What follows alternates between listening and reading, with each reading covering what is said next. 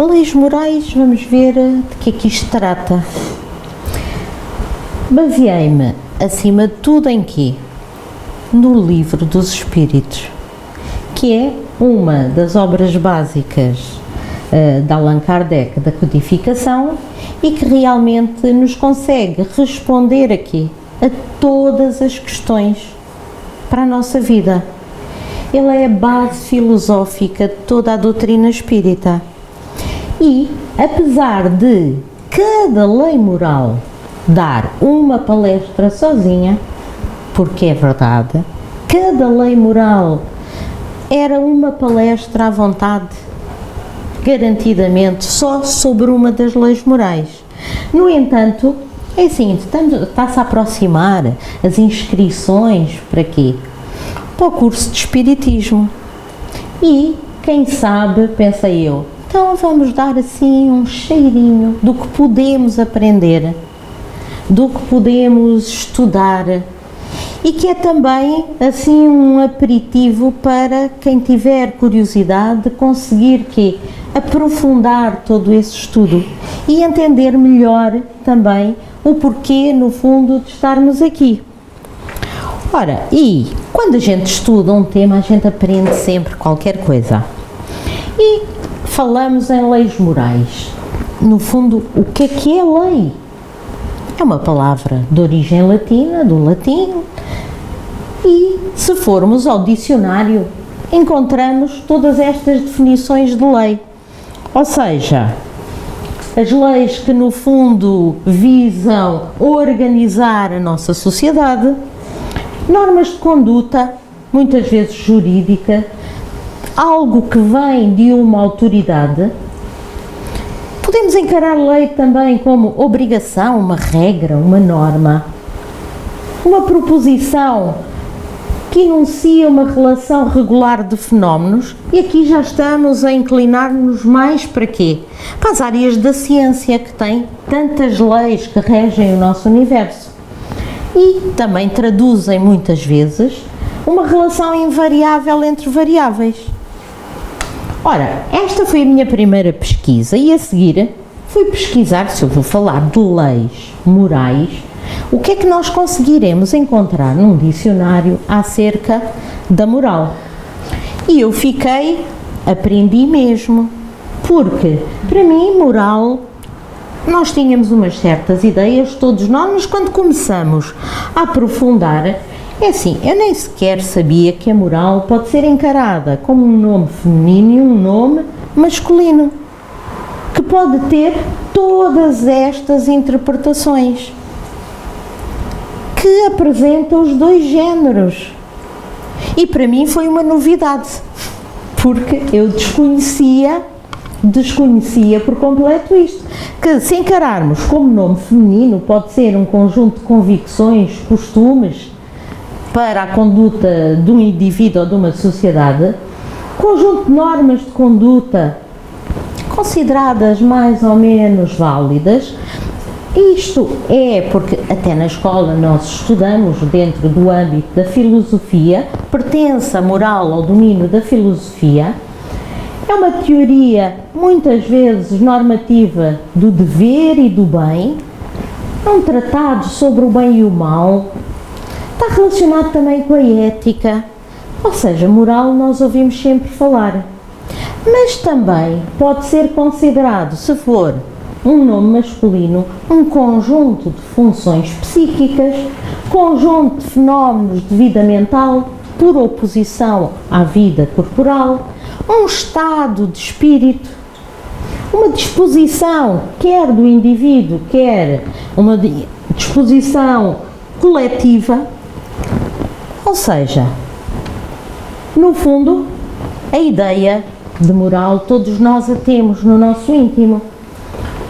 Temos sempre a noção de que refere-se aos costumes, ao psiquismo, à ética, mas aqui no próprio dicionário nos diz que também é de ordem espiritual e tem valor espiritual, os valores morais, que é conforme às regras da ética. e que sim, está relacionada ao estudo filosófico do bem e do mal. Ora, o que é que a doutrina nos diz sobre a moral? E no Livro dos Espíritos, na questão 629, Kardec questionou: espiritualidade superior, que definição se pode dar da moral?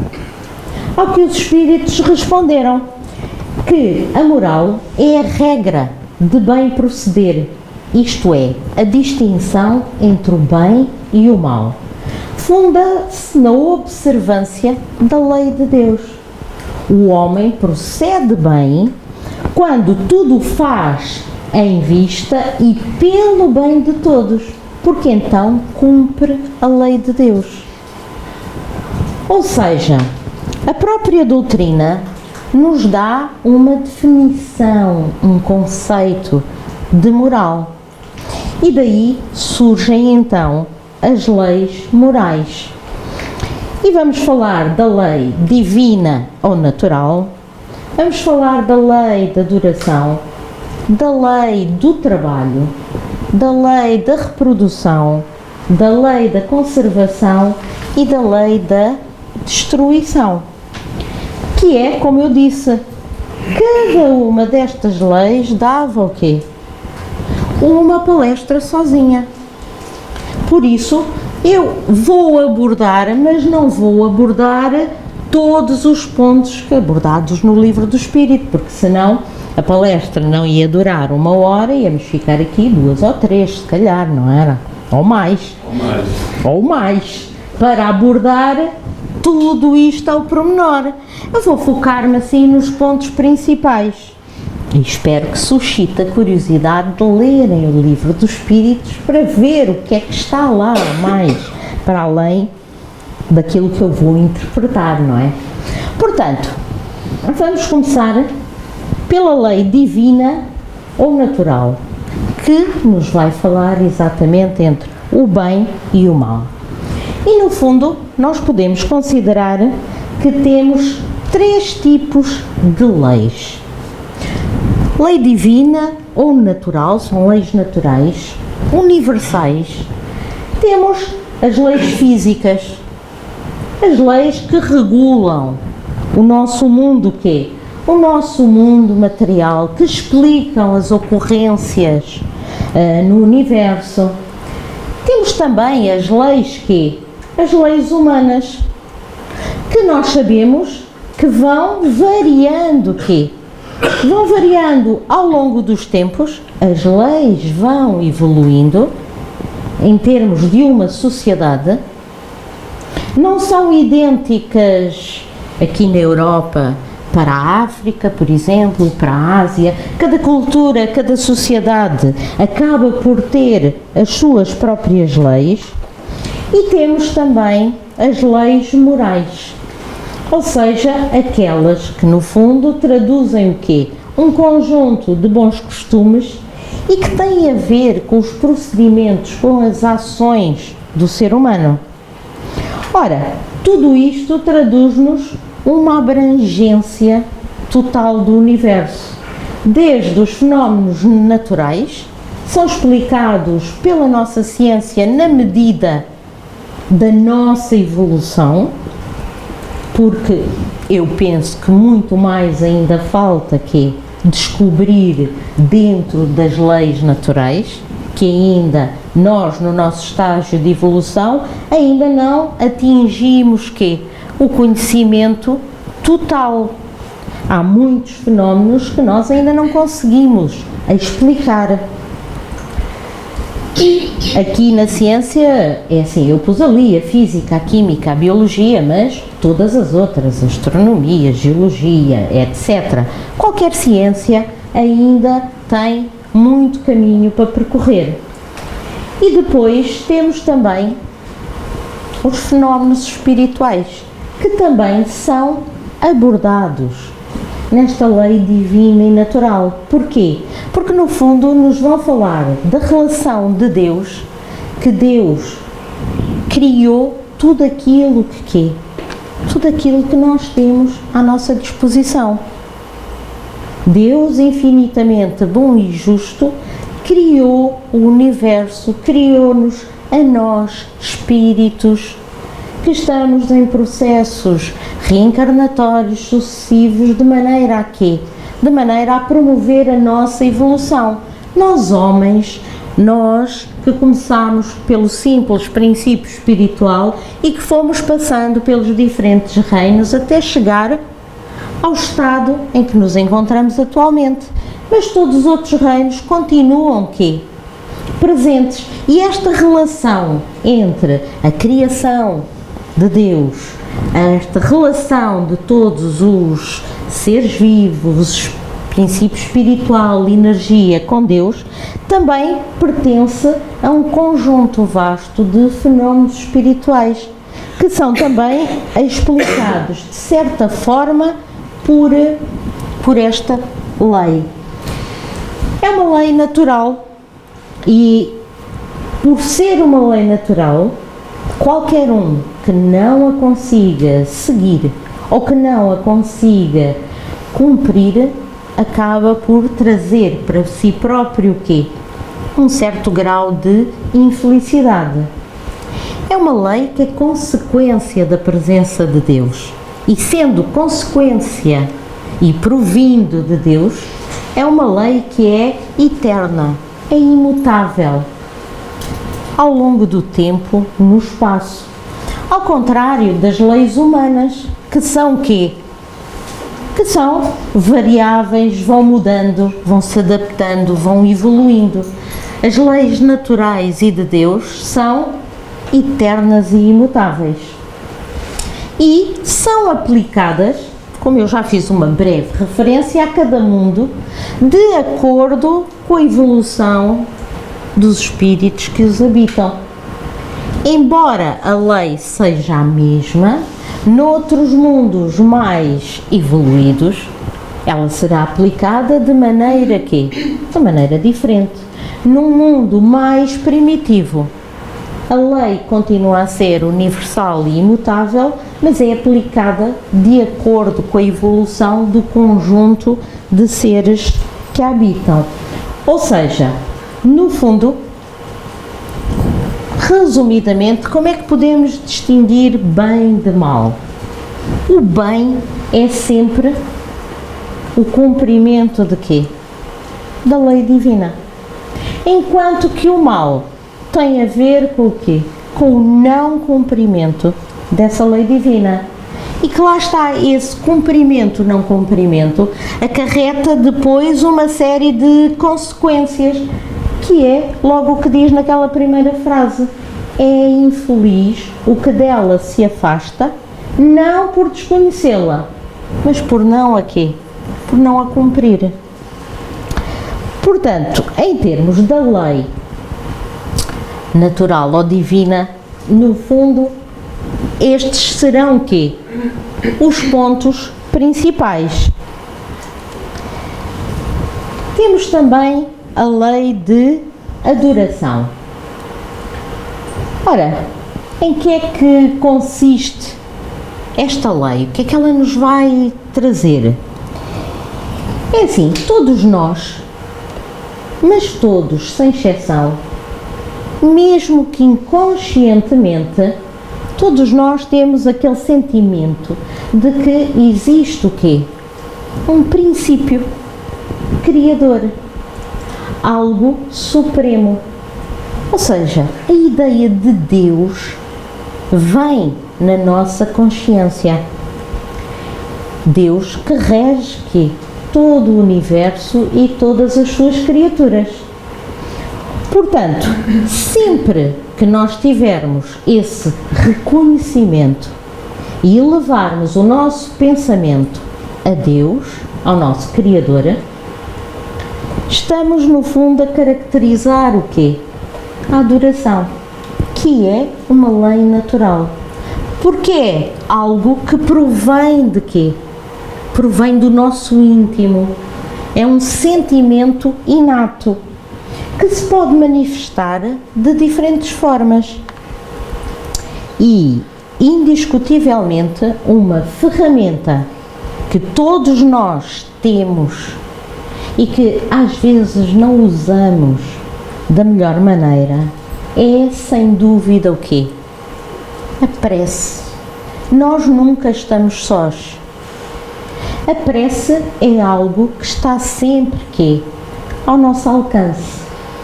E o que é a prece? É meramente um ato de adoração, desde que seja com sentimento, fé e sinceridade. E é algo que todos nós temos ao nosso dispor. E através da prece, o que é que nós podemos? Porque a prece não é meramente recitar meia dúzia de palavras. O verdadeiro poder da prece nasce do sentimento emanado por cada um de nós. E nós podemos louvar a Deus, a natureza que temos, as plantas. Quem não gosta de olhar um belo pôr do sol, um belo nascer do sol? Isso é também louvar a Deus. Normalmente nós usamos a prece para quê? Que é aquela vez que a gente se lembra mais, que é quando estamos aflitos e precisamos de quê? Precisamos de pedir qualquer coisa. Aí todos nós nos lembramos logo da prece. É muito mais fácil quando estamos mais aflitos pedir. Mas não nos podemos esquecer de todas as outras coisas e agradecer. Agradecer por estarmos cá, por termos esta oportunidade de estar nesta existência a trabalhar para o nosso bem, para nós podermos evoluir. Por isso, a prece, o importante não é orar muito. Precisamos é de orar quê? Bem.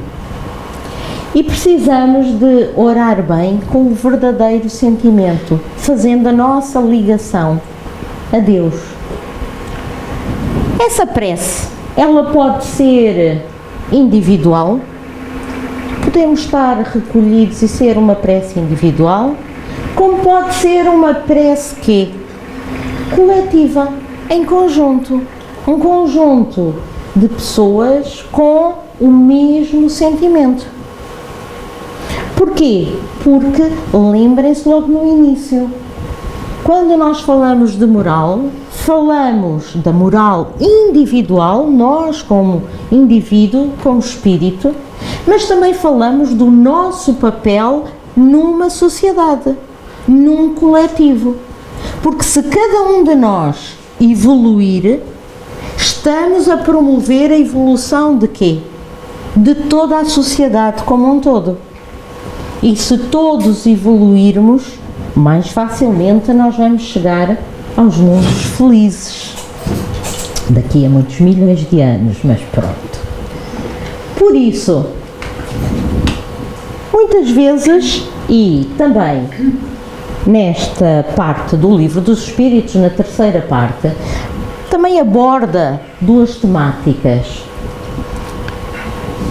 As freiras de reclusão e aquelas pessoas que são eremitas, que se isolam da sociedade.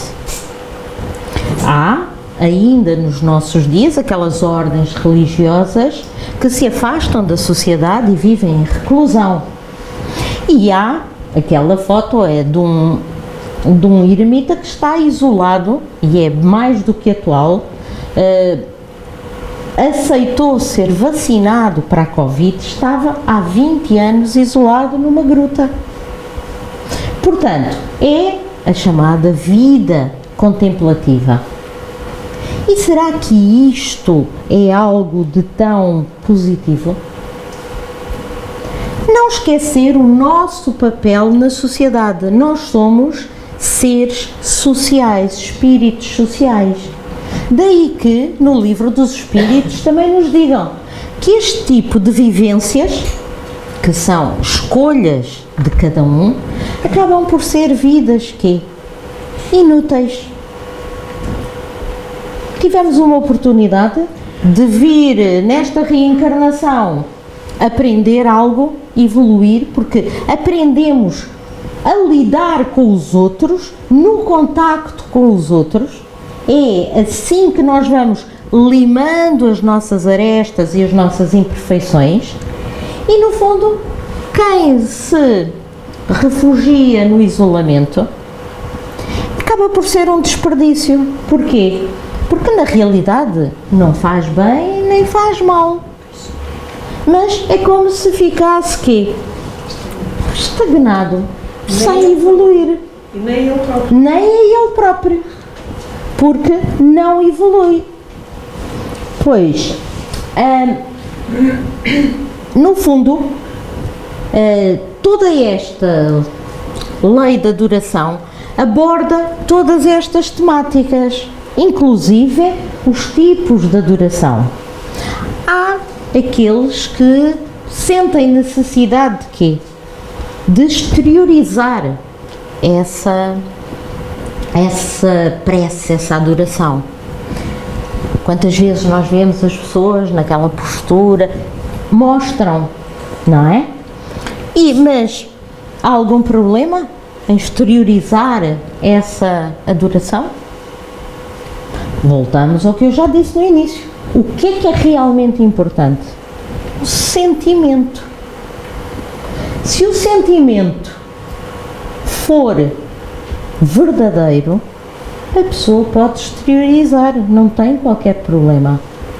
Desde que esse sentimento seja realmente uma ligação a quem? Uma ligação à espiritualidade superior, a Deus. É completamente diferente de quem apenas tem este comportamento só para quê? Porque fica bem, estou a fingir que estou aqui muito concentrada, fazer uma prece, mas estou a pensar noutra coisa qualquer. Isso aí não interessa. Como pode ser, pura e simplesmente, uma adoração interior, sem necessidade de quê? De nenhum ritual, de mostrar, pronto, estou meramente quê? Em ligação a Deus. Ora, no fundo, a melhor forma de adorar a Deus é sempre trabalhar quê? Em favor da nossa melhoria e do grupo. Lá está, a tal vivência em sociedade. Esse sim deve ser o nosso papel nesta existência e devemos aproveitar essa oportunidade. Daí a importância de quando nos cruzamos com alguém, daquele sentimento de alegria de viver, vale a pena viver. Nós temos que aproveitar ao máximo esta existência que Deus nos deu, esta oportunidade. Por isso, adorar não é propriamente só contemplar. O que é que nós podemos considerar que é adorar? É realmente elevar o pensamento a Deus, agradecer-lhe o amor que Ele nos permite ter por nós próprios e pelos outros. Porquê adorar Deus? Porque na nossa consciência nós temos a noção de que existe algo muito maior do que nós. E mais, e que nos pode proteger. Lá está, como a doutrina nos diz, nunca estamos sós. Pede e sereis ajudados. E, brevemente também, a lei do trabalho. Uma lei natural, temos que trabalhar. Pois parece que sim, temos mesmo que trabalhar. É uma lei divina também. E é uma lei da natureza. A necessidade do trabalho é indiscutivelmente uma lei da natureza. E se nós olharmos à nossa volta para a natureza, nós vemos que não somos só nós, humanos, que temos que trabalhar. Todos trabalham na natureza. E é útil, é necessário para nós para poder nos desenvolver quê? Intelectualmente e moralmente. O desenvolvimento intelectual é bastante mais fácil de quê? De atingir do que o desenvolvimento moral. Basta pensarmos na nossa sociedade. Hoje em dia já temos tanta tecnologia, já conseguimos construir, ir à Lua, construir barcos, aviões, já temos telemóveis, comunicamos a distâncias, temos tanta coisa que foi surgindo ao longo dos séculos na nossa evolução. Intelectualmente já estamos bastante avançados. Mas se nos questionarmos e moralmente, estamos tão avançados quanto intelectualmente? Ainda não. Infelizmente ainda não. Mas devemos lá chegar. Vamos conseguindo todos, em conjunto, ir evoluindo moralmente. Pronto, como não podia deixar de ser. Em qualquer tema, não é? Eu tenho que meter uma colherada. E esta é uma das frases que eu acho que eu sempre gostei, sempre achei que me fazia muito sentido e numa altura em que eu nunca tinha sequer sonhado que ia estudar Espiritismo.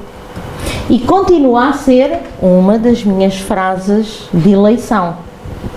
E à medida que a pessoa vai estudando, e quem não conhece Einstein, a lei da relatividade, etc., toda a gente conhece, toda a gente ouviu falar, muito do trabalho dele é conhecido, e a quantidade de frases que Einstein tem sobre a existência de Deus, que nos fazem pensar, depois de estudar a doutrina espírita, que nos fazem pensar que realmente às vezes há seres que vêm a este mundo para dar saltos de evolução para a sociedade como um todo.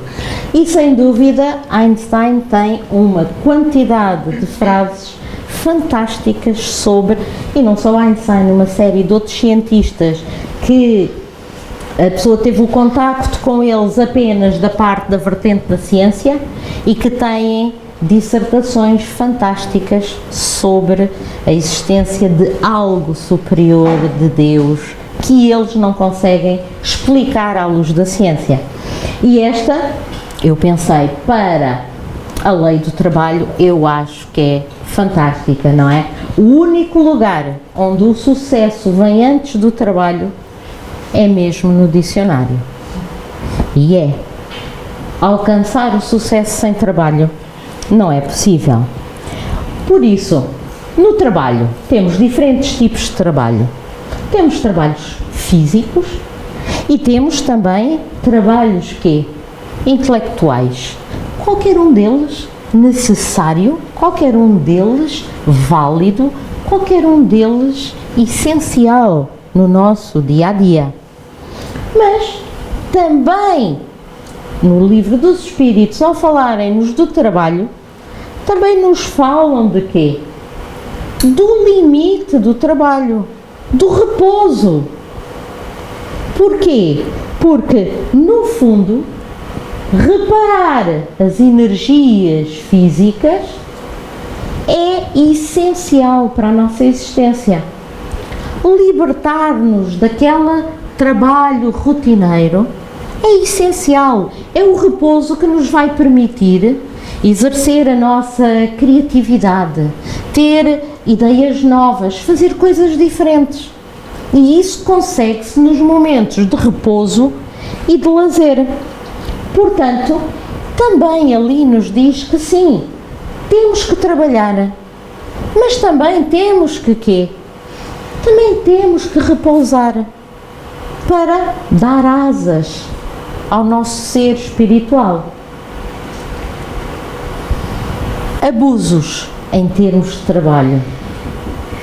Lá está, um mundo ainda tão pouco evoluído. Trabalho infantil. Isto é nitidamente uma transgressão às leis de Deus. E ali um trabalho infantil, mas pode ser encarado como qualquer outro tipo de trabalho, onde o abuso sobre as pessoas, sobre os animais, acaba por promover quase que um suicídio lento. O repouso é essencial. A escravidão é algo que nós pensamos assim, não, a escravidão já foi quê? Já foi abolida há muitos anos atrás. Será que foi? Se nós começarmos a pensar no que ouvimos da nossa sociedade, ela agora tem outro nome e não lhe chamamos escravidão. Mas não deixa de ser o quê? Não deixa de ser escravidão na mesma. Por isso, lei do trabalho é essencial. E a lei do trabalho, para o homem evoluído, torna-se o quê? Torna-se um meio para atingir a nossa evolução espiritual, a nossa evolução moral. Por isso, todos nós temos que quê? Que trabalhar. É essencial o trabalho. E depois temos a lei de reprodução. Também responsável quê? Responsável pela renovação do património dos seres vivos. E o que é que nós entendemos por património dos seres vivos?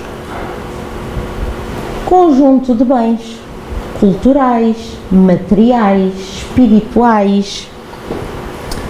E, se pensarmos, é verdade. No fundo, nós transmitimos à nossa descendência, vamos transmitindo o quê? As nossas aprendizagens, os nossos conhecimentos. Portanto, é tudo isto, aquilo que consiste o património que vamos perpetuando ao longo das gerações. Mas também há obstáculos à reprodução, nomeadamente quê? O aborto. E neste capítulo do Livro dos Espíritos, da Lei de Reprodução, fala amplamente sobre o aborto. E assim, é realmente um erro. Mas, se for um aborto terapêutico, para salvar a vida da mãe, o Livro dos Espíritos diz-nos que sim, que aí é justificável. Mais vale salvar um espírito que já esteja reencarnado do que um que ainda não reencarnou e vai ter essa oportunidade. Também a abstinência muitas vezes é um domínio sobre quê? Sobre o prazer físico. Traduz-se às vezes em responsabilidade perante o sexo, os vícios. E a utilização de contraceptivos são aceitáveis, desde que exista quê? Um planeamento familiar consciente. No Livro dos Espíritos não diz não se pode usar contraceptivos. Depende tudo de quê? Da consciência e da forma de utilização destes meios que se tornam obstáculos à reprodução. E também nos fala, nesta lei, do casamento, em que nos diz que o casamento é um indicador de progresso na marcha da humanidade. E diz-nos que um casamento não deve ser meramente quê? Um ato jurídico, vamos ali assinar um papel. Ou então um ato religioso. Qualquer ato formal, ou seja, o verdadeiro casamento deve ser o quê? Um vínculo que une dois seres, que vai permitir poderem atingir o quê? Os seus objetivos, para sempre fazer a ligação a quê? Ao amor. Isto sim é uma ligação de sentimentos, de afetos. E no casamento, também neste nesta lei, nos fala acerca de quê? Problemas conjugais. Existem. E muitas vezes derivam de arestas que necessitam de ser limadas e que vêm, talvez até, de outras vidas. Há muito trabalho que tem que ser desenvolvido por ambos os membros desse casal e que pode levar à existência destes problemas conjugais, que muitas vezes culminam numa situação de quê? De divórcio. É uma lei humana. Separa legalmente o que já estava separado de facto. Porque o divórcio surge por quê? Surge porque realmente são dois seres que não se adaptam. E diz-nos, ao contrário do que muitas vezes a Igreja Católica nos diz, não é? E que nós aprendemos que casado uma vez, casado para sempre. Não é contrário à lei de Deus, um divórcio. O celibato. Há várias situações. Celibato. No caso, por exemplo, da Madre Teresa, é uma situação que é meritória. Porquê? Porque ela escolheu, optou pelo celibato em prol de quê? Do bem da humanidade. Não era meramente por uma ideia egoísta. Era mesmo uma opção. E, no fundo, o celibato também exigido, por exemplo, a muitos sacerdotes, quando ele é artificial, autoimposto, é assim, não é propriamente uma forma de podermos dizer que se atinge a perfeição espiritual por via do celibato. Voltamos ao mesmo de sempre. Tudo é válido dependendo de quê? Do sentimento com o qual nós atuamos e fazemos as nossas preces, as nossas atitudes e o nosso dia-a-dia. Também, no livro dos Espíritos, há uma parte que nos fala da poligamia. Diz-nos que, no fundo, a poligamia é uma lei dos homens. A maior parte das sociedades já estão a afastar-se de quê? Da poligamia.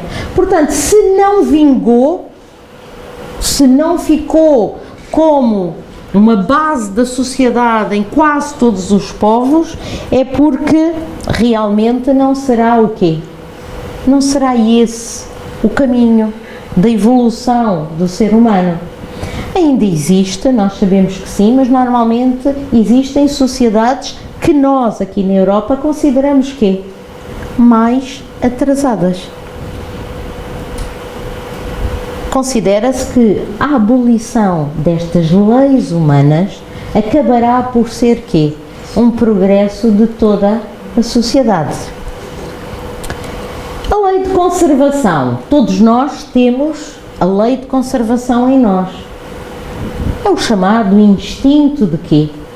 De conservação. É inato a todos os seres. Nós necessitamos da vida física para conseguirmos quê? Evoluir. E se precisamos da vida física, é inato em todos a preservação dessa vida física.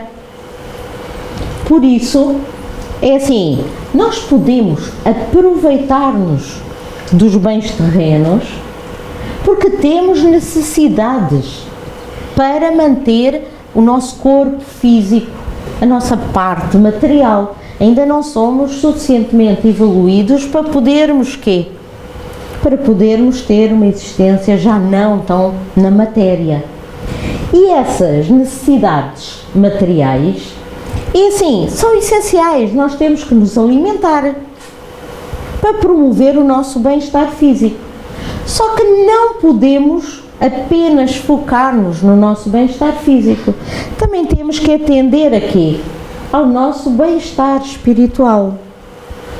E esse, muitas vezes, ajuda o bem-estar que é físico, porque nós somos um corpo, não é? Material, mas nós na realidade temos o corpo, o perispírito, mas nós na realidade somos espíritos.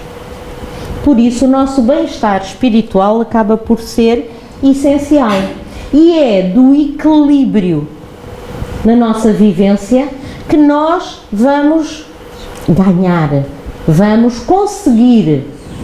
Por isso devemos evitar quê? Excessos, abusos. Devemos tentar equilibrar a nossa vivência. E devemos ser tolerantes sempre. Porquê? Porque devemos saber o limite daquilo que é necessário, para não termos que abusar de tudo o que temos à nossa disposição. Nós devemos focar-nos no que é necessário e tentar não ir muito mais para quê? Para aquilo que é supérfluo. E muitas vezes não é por palavras que a gente manifesta. Temos que vigiar o quê? Os nossos pensamentos. Temos que gerir o nosso íntimo para fazer este equilíbrio entre tudo o que é necessário e o que é supérfluo. Mas muitas vezes nesta lei da conservação também nos fala de privações voluntárias, mortificações. É assim, se não nos privamos de algo, no fundo estamos a desapegar das nossas paixões materiais. E se abdicarmos de algo em favor dos outros, aí sim, então estamos a ganhar créditos para a nossa evolução. Agora, se nos privarmos meramente só por egoísmo ou para mostrar a alguém, isso aí não ganhamos créditos, pelo contrário. Mortificações, tantas sociedades que se flagelam, mortificam. É assim, será que Deus nos pede isso? O pagamento de promessas. É assim, no fundo, Deus não nos pede isso, pede-nos um sentimento e pede-nos para nos ligarmos a Ele e, acima de tudo, se fizermos o bem ao próximo, isso aí sim, isso aí é válido, não é no fundo aquelas privações que a gente se autoimpõe e diz que é para agradar a Deus. Não, nós agradamos a Deus se quê? Se fizermos o bem ao próximo, aí sim estamos a cumprir a lei divina. E a lei de destruição. Destruir. Quando a gente pensa em destruir, pensa logo em quê? Em terminar alguma coisa, em acabar com qualquer coisa. Mais uma argoladazinha, não é? Pronto, Lavoisier. Uma frase que toda a gente conhece. Na natureza, nada se cria, nada se perde, tudo se transforma. Portanto, quando a gente fala em destruição, aquela ideia, que é a primeira que nos vem, de que termina, vamos destruir, não termina. Porque já Lavoisier nos dizia, nada se cria, nada se perde, tudo se transforma. E no fundo, é isto. Se nós pensarmos na destruição, nós vamos pensar que somos seres imortais criados por Deus. Só Deus é que cria. Nós somos criaturas divinas que apenas que transformamos ou alteramos o que já existe. Portanto, a ideia de destruição acaba quase por ser uma ideia de quê? Transformação. Destruir para transformar, para criar algo de diferente. E essa destruição, essa transformação pode ser necessária ou pode ser quê? Abusiva, porque no fundo tem duas finalidades. Porque é que uns seres destroem outros? Equilíbrio na reprodução, para não se tornarem quê? Excessivos.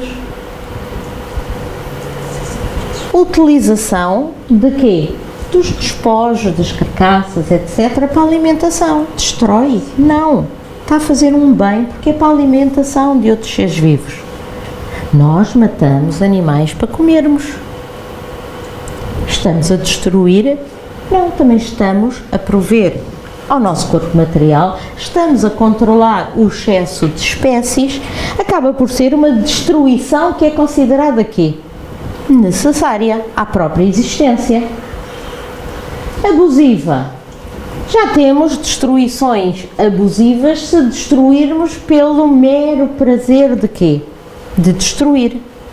Eu não vou caçar para a alimentação, eu vou matar pura e simplesmente porque gosto, porque quero. Isso aí já é uma destruição quê?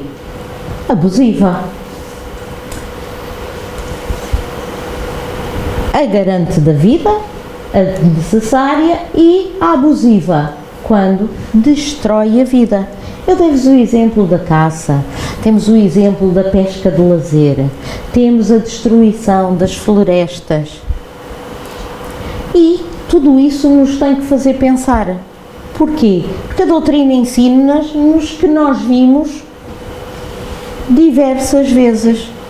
Tudo o que fizermos ao nosso planeta agora, numa próxima reencarnação, vamos encontrar no estado em que o deixamos. E isso tem que ser consciente da nossa parte. Não é dizermos, não, agora vou tirar uma pilha para o saco do lixo. É um crime ambiental. Apesar de nos dizerem, nós temos que começar a mudar-nos a nós próprios. A começar a reciclar. Para quê? Para não promovermos a destruição abusiva, que vai acabar por destruir a vida. E essa sim é condenável. E temos na lei de destruição todos aqueles flagelos destruidores. Desde os tsunamis, temos os vulcões, temos os terremotos, que arrasam cidades, matam milhares de pessoas em determinadas situações. E nós ficamos, e é óbvio que ficamos sentidos e que nos preocupamos, mas se confiarmos em Deus, destruição é transformação. E às vezes, de uma cidade destruída, reergue-se uma cidade feita de raiz, com novos pressupostos até de sociedade. Damos oportunidade a novos seres reencarnarem, mais evoluídos, possam promover estas transformações. Nós temos é que confiar que Deus sabe o que faz e que estas tragédias têm um propósito.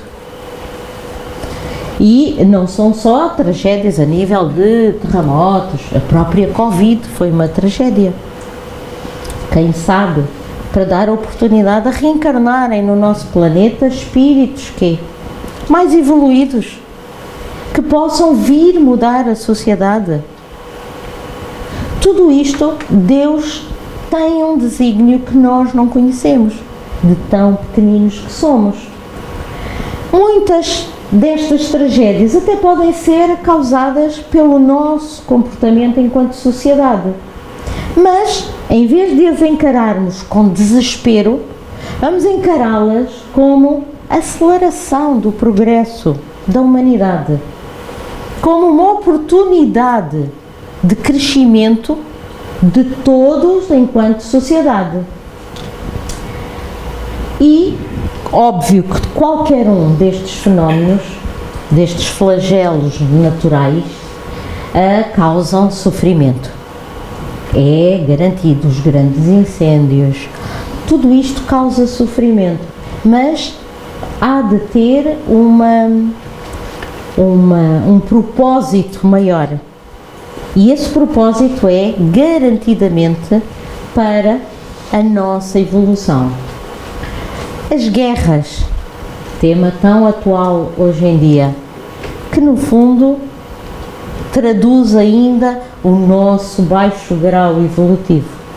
É a predominância da natureza animal sobre a natureza espiritual. Porque se fôssemos espíritos mais evoluídos, não tínhamos necessidade de guerras. Porque iríamos fazer ao outro aquilo que gostaríamos que nos fizessem a nós. E se aplicássemos esta máxima, ninguém iria promover uma guerra. As guerras existem ainda derivadas de quê? Derivadas das nossas imperfeições, individuais e coletivas. Egoísmo, ambição, materialismo, orgulho, tudo isso promove estas situações. Quando todos estes nossos defeitos desaparecerem, também as guerras irão desaparecer. Na lei de destruição ainda se aborda o assassínio, ou seja, quando é causada a interrupção de uma vida que tinha em hipótese uma expiação, uma prova. Somos nós que temos o direito de fazer isto? Não, apenas Deus tem esse direito. Portanto, culpabilidade por estas situações varia muitas vezes de acordo com a intenção com que se cometeu. Deus não nos culpa. Não temos na doutrina um Deus castigador, um Deus que nos vai punir. Não, Deus tudo perdoa, tudo desculpa. E a intenção, o sentimento, é isso que vai ditar a nossa própria consciência um dia mais tarde. O próprio aborto é no fundo o quê? Um assassínio. É ou não é? Conscientemente. A escravidão pode ser encarada como um assassinato também. Só que um assassinato quê? Lento. Porque já vimos na lei do trabalho que pode causar quê? A escravidão pode causar a morte, porque não há o tempo de repouso necessário. E a pena de morte, graças a Deus, na nossa sociedade aqui não existe, mas existia que há uns séculos atrás. E a maior parte das sociedades está a evoluir de maneira a quê? A retirar da lei humana a pena de morte. Mas já ocorre no planeta inteiro? Ainda não. Pena de morte, infelizmente, ainda existe numa série de sociedades. O que demonstra a evolução dessa sociedade. Temos um exemplo, os Estados Unidos da América, que toda a gente considera uma sociedade que é muito evoluída. É muito evoluída tecnologicamente. Mas vários estados ainda têm o quê? A pena de morte. Serão assim tão evoluídos moralmente? Se calhar ainda não. Portanto, nitidamente a pena de morte é contrária às leis de Deus, porque nenhum homem tem o direito de tirar a vida ao outro. A existência é o atraso. Pena de morte existir é, sem dúvida, um atraso da sociedade. E a morte física não vai livrar essa sociedade da má influência de ninguém. Porquê? Porque é a morte física. O espírito não morre, continua. É a pena de morte que vai resolver alguma coisa? Não, pelo contrário, até pode quê? Agravar situações. Por isso, esta é a última das leis, tudo muito resumido, assim só com o essencial, para despertar a curiosidade, porque os pormenores todos estão mesmo aonde? No Livro dos Espíritos.